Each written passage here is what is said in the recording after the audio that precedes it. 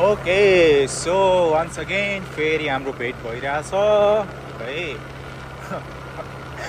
र यहाँ चाहिँ पानी यस्तो बवाल पानी परिरहेछ है सोल्टीहरू होइन। यस्तो दामी पानी परिरहेछ होइन। रोडहरू एकदम धेरै भिजै छ है। र यो चाहिँ ठ्याक्कै सिन्धुलीको छेउछाउको बाटो हो होइन। एकदम साँघुरो बाटो।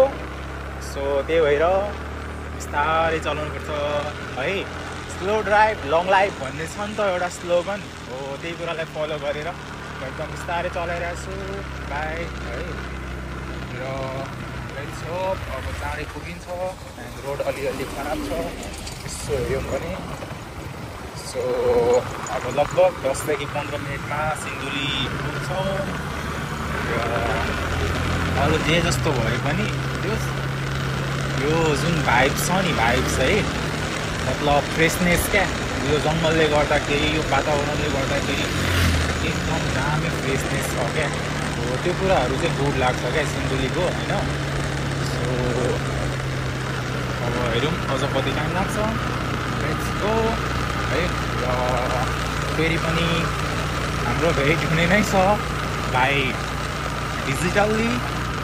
And let's go, have a good time, see you again.